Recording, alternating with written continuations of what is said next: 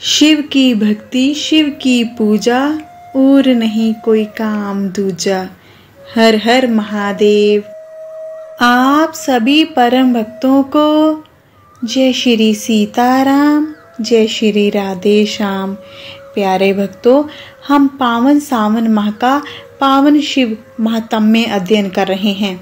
सावन माह में शिव कथा का अध्ययन करना अति पुण्य फलदायी है। इससे हमें भगवान शिव जी का आशीर्वाद मिलता है, पुण्य की प्राप्ति होती है, पापों से मुक्ति मिलती है और अंत समय मोक्ष की प्राप्ति होती है। हमने अब तक प्रथम 20 अध्याय अध्ययन कर लिए हैं। जिन्होंने वो वाले अध्याय श्रवण नहीं किए, वो चैनल पर अपलोड वीडियो से श्रवण कर सकते हैं। आज हम अध्याय 21वां और 22वां करेंगे, तो कर लीजिए श्री गणेश जी को नमन। जय श्री गणेश जी, और लगा लीजिए हर हर महादेव का जयकारा। प्रेम से दोनों हाथ ऊपर करेंगे और जोर से बोलेंगे हर हर महादेव। प्रथम 20 अध्यायों में हमने भगवान शिव जी की महिमा के बारे में जाना। सावन माह में आने वाले व्रतों, तिथियों, उनके देवी देवताओं के बारे में जाना। सावन माह के सोमवार और मंगलवार व्रत कथा का अध्ययन किया। स्वर्ण गौरी व्रत के बारे में जाना, नाग पंचमी के बारे में जाना, दुर्वा गणपति व्रत के बारे में जाना। हमने सावन माह की तिथियों एकादशी से लेकर दशमी तिथि तक जाना। आशा दशमी व्रत के बारे में जाना, पवित्रारोपण के बारे में जाना, पवित्रारोपण विधि के बारे में जाना। 21वें अध्याय में हम श्रावण पूर्णिमा पर किए जाने वाले कृत्यों का संक्षिप्त वर्णन और रक्षाबंधन की कथा के बारे में जानेंगे। सनत कुमार जी बोले, हे दयानिधे, कृपा करके अब आप पौर्णमासी व्रत की विधि कहिए, क्योंकि हे स्वामिन, इसका महत्म्य सुनने वालों की श्रवण इच्छा बढ़ती है। ईश्वर जी बोले, हे सनत कुमार, इस श्रावण माह में पूर्णिमा तिथि को उत्सर्जन और उपाकर्म संपन्न होते हैं। पौष के पूर्णिमा और माघ की पूर्णिमा तिथि उत्सर्जन कृत्य के लिए होती है, अथवा उत्सर्जन कृत्य हेतु पौष की प्रतिपदा अथवा माघ की प्रतिपदा तिथि विहित है, अथवा रोहिणी नामक नक्षत्र उत्सर्जन कृत्य के लिए प्रशस्त है, अथवा अन्य कालों में भी अपनी अपनी शाखा के अनुसार उत्सर्जन और उपाकर्म दोनों का साथ साथ करना उचित माना गया है। अतः श्रावण माह की पूर्णिमा को उत्सर्जन कृत्य प्रशस्त होता है। साथ ही ऋग्वेदियों के लिए उपाकर्म हेतु श्रवण नक्षत्र होना चाहिए। चतुर्दशी पूर्णिमा अथवा प्रतिपदा तिथि में जिस दिन श्रावण नक्षत्र हो, उसी दिन ऋग्वेदियों को उपाकर्म करना चाहिए। यजुर्वेदियों का उपाकर्म पूर्णिमा में और सामवेदियों का उपाकर्म हस्त नक्षत्र में होना चाहिए। शुक्र और गुरु के अस्त काल में भी सुख पूर्वक उपाकर्म करना चाहिए, किंतु इस काल में इसका प्रारंभ पहले नहीं होना चाहिए, ऐसा शास्त्रविदों का मानना है। ग्रहण और संक्रांति के दूषित काल के अनंतर ही इसे करना चाहिए। हस्त नक्षत्र युक्त पंचमी तिथि में अथवा भाद्रपद पूर्णिमा तिथि में उपाकर्म करें। अधिक मास आने पर इसे शुद्ध मास में करना चाहिए। ये दोनों कर्म आवश्यक हैं, अतः प्रत्येक वर्ष इन्हें नियम पूर्वक करना चाहिए। उपाकर्म की समाप्ति पर द्विज जातियों के लिए विद्यमान रहने पर स्त्रियों को सभा में सभा दीप निवेदन करना चाहिए। उस दीपक को आचार्य ग्रहण करे या किसी अन्य ब्राह्मण को प्रदान कर दें। दीप की विधि इस प्रकार है: स्वर्ण, चांदी अथवा तांबे के पात्र में सेर भर गेहूं भरकर गेहूं के आटे का दीपक बनाकर उसमें उस दीपक को जलाएं। वह दीपक घी से अथवा तेल से भरा हो और 3 बत्तियों से युक्त हो। दक्षिणा और तांबूल सहित उस दीपक को ब्राह्मण को अर्पण कर दें। दीपक की और विपर की विधिवत पूजा करके यह मंत्र बोलें: सदक्षिणः सतांबूलः सभा दीप्यो मुतमः अर्पितो देव देवस्य मम संतु मनोरथः। दक्षिणा और तांबूल से युक्त यह उत्तम सभा दीप मैंने देव देव को निवेदित किया है। मेरे मनोरथ अब पूर्ण हो। सभा दीप प्रदान करने से पुत्र पौत्र आदि से युक्त कुल उज्ज्वलता को प्राप्त होता है और यश के साथ निरंतर बढ़ता है। इसे करने वाली स्त्री दूसरे जन्म में देवांगनाओं के समान रूप प्राप्त करती है। वह स्त्री सौभाग्यवती हो जाती है और अपने पति की अत्यधिक प्रिय पात्र होती है। इस प्रकार 5 वर्ष तक इसे करने के बाद उद्यापन करना चाहिए और अपने सामर्थ्य के अनुसार भक्ति पूर्वक दक्षिणा देनी चाहिए। हे सनत कुमार, यह मैंने आपसे सभादीप का शुभ महात्म्य कह दिया। उसी रात्रि में श्रवणा कर्म का करना बताया गया है। हयग्रीव का अवतार उसी तिथि में कहा गया है, अतः इस तिथि पर हयग्रीव जयंती का महोत्सव मनाना चाहिए। उनकी उपासना करने वालों के लिए ये उत्सव नित्य करना बताया गया है। श्रावण पूर्णिमा के दिन श्रवण नक्षत्र में भगवान श्री हरि हयग्रीव के रूप में प्रकट हुए और सर्वप्रथम उन्होंने सभी पापों का नाश करने वाले सामदेव का गान किया। इन्होंने सिंधु और वित्सता नदियों के संगम स्थान में श्रवण नक्षत्र में जन्म लिया था। अतः श्रावणी के दिन वहां स्नान करना सभी मनोरथों को पूर्ण करने वाला होता है। उस दिन वहां चक्र और गदा धारण करने वाले विष्णु जी की विधिवत पूजा करें। इसके बाद साम गान का श्रवण करें, ब्राह्मणों की हर प्रकार से पूजा करें और अपने बंधु बांधवों के साथ वहां क्रीड़ा करें और भोजन करें। स्त्रियों को चाहिए कि उत्तम पति प्राप्त करने के उद्देश्य से जल क्रीड़ा करें। उस दिन अपने अपने देश में और घर में इस महोत्सव को मनाना चाहिए और हयग्रीव की पूजा करनी चाहिए और उनके मंत्रों का जाप करना चाहिए। यह मंत्र इस प्रकार से हैं: आदि में प्रणव और उसके बाद नमः शब्द लगाकर बाद में भगवते धर्माय जोड़कर उसके भी बाद आत्म विशोधन शब्द की चतुर्थी विभक्ति आत्म विशोधनाय लगानी चाहिए। पुनः अंत में नमः शब्द प्रयुक्त करने से 18 अक्षरों वाला ओम नमो भगवते धर्माय आत्म विशोधनाय नमः मंत्र बनता है। यह मंत्र सभी सिद्धियां प्रदान करने वाला और शेष प्रयोगों को सिद्ध करने वाला है। इस मंत्र का 18 लाख और 18,000 जप करना चाहिए। कलयुग में इसका पुष्चरण इससे भी 4 गुना जप से होना चाहिए। इस प्रकार करने पर हयग्रीव प्रसन्न होकर उत्तम वांछित फल प्रदान करते हैं। इसी पूर्णिमा के दिन रक्षाबंधन मनाया जाता है, जो सभी रोगों को दूर करने वाला और सभी अशुभों का नाश करने वाला होता है। हे मुनि श्रेष्ठ, इसी प्रसंग में एक प्राचीन इतिहास सुनिए। इंद्र की विजय प्राप्ति के लिए इंद्राणी ने जो किया था उसे मैं बता रहा हूँ। पूर्व काल में 12 वर्षों तक देव असुर संग्राम होता रहा। तब इंद्र को थका हुआ देखकर देवी इंद्राणी ने उन सुरेंद्र से कहा, हे देव, आज चतुर्दशी का दिन है, प्रातः होने पर सब ठीक हो जाएगा। मैं रक्षाबंधन अनुष्ठान करूंगी, उससे आप अजय हो जाएंगे। ऐसा कहकर इंद्राणी ने पूर्णमासी के दिन मंगल कार्य संपन्न करके इंद्र के दाहिने हाथ में आनंददायक रक्षा बांध दी। उसके बाद ब्राह्मणों के द्वारा सब सत्यन किए गए रक्षाबंधन से युक्त इंद्र ने दानव सेना पर आक्रमण किया और क्षण भर में उसे जीत लिया। इस प्रकार विजयी हो इंद्र तीनों लोकों में पुनः प्रतापवान हो गए। हे मुनीश्वर, मैंने आपसे रक्षाबंधन के इस प्रभाव का वर्णन कर दिया, जो कि विजय प्रदान करने वाला, सुख देने वाला और पुत्र, आरोग्य और धन प्रदान करने वाला है। सनत कुमार जी बोले, हे देव श्रेष्ठ, यह रक्षाबंधन किस विधि से, किस तिथि में और कब किया जाता है? हे देव, कृपा करके इसे बताएं। हे भगवान, जैसे जैसे आप अद्भुत बातें बताते जा रहे हैं, वैसे वैसे अनेक अर्थों से युक्त कथाओं को सुनते हुए मेरी तृप्ति नहीं हो रही है।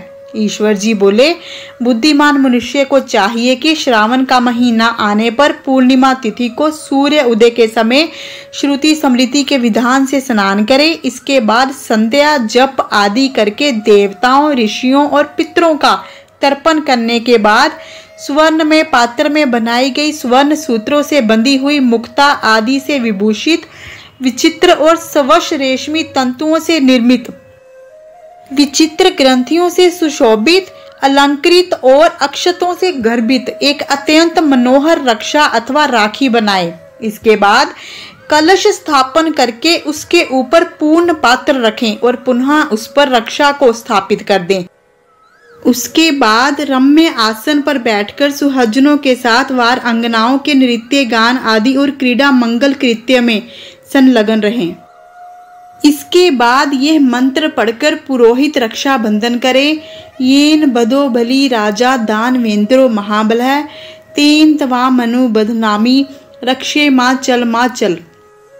जिस बंधन से महान बल से संपन्न दानवों के पति राजा बलि बांधे गए थे, उसी से मैं आपको बांधता हूँ। हे रक्षे, चलायमान मत हो। ब्राह्मणों, क्षत्रियों, वैश्यों, शूद्रों और अन्य मनुष्यों को चाहिए कि यत्न पूर्वक ब्राह्मणों की पूजा करके रक्षा बंधन करें। जो इस विधि से रक्षा बंधन करता है वह सभी दोषों से रहित होकर वर्ष पर्यंत सुखी रहता है। विधान को जानने वाला जो मनुष्य शुद्ध श्रावण माह में इस रक्षा बंधन का अनुष्ठान करता है, वह पुत्रों, पौत्रों, सुहजनों के सहित 1 वर्ष भर अत्यंत सुख से रहता है। उत्तम व्रत करने वालों को चाहिए कि बद्रा में रक्षा बंधन ना करे, क्योंकि बद्रा में बांधी गई रक्षा विपरीत फल देने वाली होती है। इस प्रकार श्री स्कंद पुराण के अंतर्गत ईश्वर सनत कुमार संवाद में श्रावण माह महात्म्य में उपाकर्म और हयग्रीव जयंती रक्षा बंधन विधि कथन नामक 21वां अध्याय पूर्ण हुआ। हर हर महादेव। प्यारे भक्तों, 22वें अध्याय में हम श्रावण माह में किए जाने वाले संकष्ट हरण व्रत का विधान अध्ययन करेंगे। ईश्वर जी बोले, हे मुनि श्रेष्ठ, श्रावण माह में कृष्ण पक्ष की चतुर्थी तिथि के दिन सभी वांछित फल प्रदान करने वाला संकष्ट हरण नामक व्रत करना चाहिए। सनत कुमार बोले, किस विधि से यह व्रत किया जाता है, इस व्रत में क्या करना चाहिए, किस देवता का पूजन करना चाहिए और इसका उद्यापन कब करना चाहिए, उसके विषय में मुझे विस्तार पूर्वक बताइए। ईश्वर जी बोले, चतुर्थी के दिन प्रातः उठकर दंत दावन करके इस संकष्ट हरण नामक शुभ व्रत को करने के लिए यह संकल्प ग्रहण करना चाहिए। हे देवेश, आज मैं चंद्रमा के उदय होने तक निराहार रहूंगा और रात्रि में आपकी पूजा करके भोजन करूंगा। संकट से मेरा उद्धार कीजिए। हे ब्रह्मपुत्र, इस प्रकार संकल्प करके शुभ काले तिलों से युक्त जल से स्नान करके समस्त कृत्य संपन्न करने के बाद गणपति जी की पूजा करनी चाहिए। बुद्धिमान को चाहिए कि 3 मासे अथवा उसके आधे परिमाण अथवा 1 मासे स्वर्ण से अथवा अपनी शक्ति के अनुसार स्वर्ण की प्रतिमा बनाए। स्वर्ण के अभाव में चांदी अथवा तांबे की ही प्रतिमा सुख पूर्वक बनाए। यदि निर्धन हो तो वह मिट्टी की ही शुभ प्रतिमा बना ले, किंतु इसमें वित्त शाठ्य ना करे, क्योंकि ऐसा करने पर कार्य नष्ट हो जाता है। रम्य अष्टदल कमल पर जल से पूर्ण और वस्त्र युक्त कलश स्थापित करें और उसके ऊपर पूर्ण पात्र रखकर उसमें वैदिक और तांत्रिक मंत्रों द्वारा 16 उपचारों से देवता की पूजा करें। हे विप्र, तिल युक्त 10 उत्तम मोदक बनाएं, उसमें से 5 मोदक देवता को अर्पण करें और 5 मोदक ब्राह्मण को प्रदान करें। भक्ति भाव से उस विपर की देवता की भांति पूजा करें और यथाशक्ति दक्षिणा देकर यह प्रार्थना करें, हे विपरवरी, आपको नमस्कार है। हे देव, मैं आपको फल और दक्षिणा से युक्त 5 मोदक प्रदान करता हूँ। हे द्विज श्रेष्ठ, मेरी विपत्ति को दूर करने के लिए इसे ग्रहण कीजिए। हे विपर रूप गणेश्वर, मेरे द्वारा जो भी न्यून, अधिक अथवा द्रव्यहीन कृत्य किया गया है वो सब पूर्णता को प्राप्त हो। इसके बाद स्वादिष्ट अन्न से ब्राह्मणों को प्रसन्नता पूर्वक भोजन कराएं। उसके बाद चंद्रमा को अर्घ प्रदान करें। उसका मंत्र प्रारंभ से सुनिए। हे क्षीर सागर से प्रादुर्भूत, हे सुधा रूप, हे निशाकर, हे गणेश की प्रीति को बढ़ाने वाले, मेरे द्वारा दिए गए अर्घ को ग्रहण कीजिए। इस विधान के करने पर गणेशचर प्रसन्न होते हैं और वांछित फल प्रदान करते हैं। अतः इस व्रत को अवश्य करना चाहिए। इस व्रत का अनुष्ठान करने से विद्यार्थी विद्या प्राप्त करता है, धन चाहने वाला धन पा लेता है, पुत्र की अभिलाषा रखने वाला पुत्र प्राप्त करता है, मोक्ष चाहने वाला उत्तम गति को प्राप्त करता है। कार्य की सिद्धि चाहने वाले का कार्य सिद्ध हो जाता है, रोगी रोग से मुक्त हो जाता है। विपत्तियों में पड़े हुए व्याकुल चित्त वाले, चिंता से ग्रस्त मन वाले और जिन्हें अपने सुहजनों का वियोग हो गया हो, उन मनुष्यों का दुख दूर हो जाता है। यह व्रत मनुष्यों के सभी कष्टों का निवारण करने वाला है, उन्हें सभी अभीष्ट फल प्रदान करने वाला है, पुत्र पौत्र आदि देने वाला है और सभी प्रकार की संपत्ति प्रदान करने वाला है। ओम नमो हिरंबाय मद मोदिताय संकष्टस्य निवारणाय स्वाहा को बोलना चाहिए। बुद्धिमान व्यक्ति को चाहिए कि इंद्र आदि लोकपालों की सभी दिशाओं में पूजा करें। अब मैं मोदकों की दूसरी विधि आपको बताता हूँ। पके हुए मूंग तथा तिलों से युक्त घी में पकाए गए और गरी के छोटे छोटे टुकड़ों से मिश्रित मोदक गणेश जी को अर्पित करें। उसके बाद दूर्वा के अंकुर लेकर इन नाम पदों से पृथक पृथक गणेश जी की पूजा करें। उन नामों को मुझसे सुनिए। हे घनादीप, हे उमा पुत्र, हे अग्नाशन, हे एक दंत, हे इब्बवक्त्र, हे मूषक वाहन, हे विनायक, हे ईश पुत्र, हे सर्व सिद्धि प्रदायक, हे विघ्नराज, हे सर्व संकट नाशन, हे लंबोदर, हे गण अध्यक्ष, हे धूमकेतु, हे भालचंद्र, हे सिंदूरासुर मर्दन, हे विद्या निदान, हे विक्त, हे शूर्पकर्ण, आपको नमस्कार है। इस प्रकार इन नामों से गणेश जी की पूजा करें। उसके बाद भक्ति से नम्र होकर प्रसन्न बुद्धि से गणेश देवता से इस प्रकार प्रार्थना करें। हे विघ्नराज, आपको नमस्कार है। हे उमा पुत्र, हे अग्नाशन, जिस उद्देश्य से मैंने यथाशक्ति आज आपका पूजन किया है, उससे प्रसन्न होकर शीघ्र ही मेरे हृदय स्थित मनोरथों को पूर्ण कीजिए। हे प्रभु, मेरे समक्ष उपस्थित विविध प्रकार के समस्त विघ्नों का नाश कीजिए। मैं यहाँ सभी कार्य आपकी ही कृपा से करता हूँ। मेरे शत्रुओं की बुद्धि का नाश कीजिए और मित्रों की उन्नति कीजिए। इसके बाद 108 आहुति देकर होम करें। उसके बाद व्रत की संपूर्णता के लिए मोदकों का वायन प्रदान करें। उस समय यह कहें, गणेश जी की प्रसन्नता के लिए मैं 7 लड्डुओं और 7 मोदकों का वायन फल सहित ब्राह्मण को प्रदान करता हूँ। तदंतर हे सतम, पुण्यदायिनी कथा सुनकर इस मंत्र के द्वारा 5 बार प्रयत्न पूर्वक चंद्रमा को अर्घ प्रदान करें। क्षीरोदार्णव संभूत अत्रि गोत्र समुद्रव गृहानार अर्घ्यम मया दत्तम रोहिण्या सहित शशीन। क्षीर सागर से उत्पन्न और अत्रि गोत्र में उत्पन्न हे चंद्र रोहिणी सहित आप मेरे द्वारा प्रदत्त अर्घ्य को स्वीकार कीजिए। उसके बाद अपने अपराध के लिए देवता से क्षमा मांगे और अपने सामर्थ्य के अनुसार ब्राह्मणों को भोजन कराएं और ब्राह्मणों को जो अर्पित किया हो उसके अवशिष्ट भोजन को स्वयं ग्रहण करें। मौन होकर 7 ग्रास ग्रहण करें और अशक्त हो तो इच्छा अनुसार भोजन करें। इसी प्रकार 3 मास अथवा 4 मास तक विधान पूर्वक इस व्रत को करें। उसके बाद बुद्धिमान को चाहिए कि 5वें महीने में उद्यापन करे। उद्यापन के लिए बुद्धिमान को अपने सामर्थ्य के अनुसार स्वर्णमय गणेश प्रतिमा बनानी चाहिए। उसके बाद उस भक्ति संपन्न मनुष्य को पूर्वोक्त विधान से चंदन, सुगंधित द्रव्य और अनेक प्रकार के सुंदर पुष्पों से पूजा करनी चाहिए और एकाग्रचित होकर नारिकेल फल से अर्घ प्रदान करना चाहिए। पायस से युक्त सूप में फल रखकर और उसे लाल वस्त्र से लपेटकर यह वायन भक्त ब्राह्मण को प्रदान करें। साथ ही स्वर्ण की गणपति की प्रतिमा भी दक्षिणा सहित उन्हें दें। व्रत की पूर्णता के लिए 1 आड़क तिल का दान करें। उसके बाद विघ्नेश प्रसन्न हो ऐसा कहकर देवता से क्षमा प्रार्थना करें। इस प्रकार उद्यापन करने से अश्वमेघ यज्ञ का फल प्राप्त होता है और मनोवांछित सभी कार्य सिद्ध हो जाते हैं। हे सतम, पूर्व कल्प में स्कंद कुमार के चले जाने पर पार्वती ने मेरी आज्ञा से 4 महीने तक इस व्रत को किया था। तब 5वें महीने में पार्वती ने कार्तिक को प्राप्त किया था। समुद्र पान के समय अगस्त्य जी ने इस व्रत को किया था और 3 माह में विघ्नेश्वर की कृपा से उन्होंने सिद्धि प्राप्त कर ली।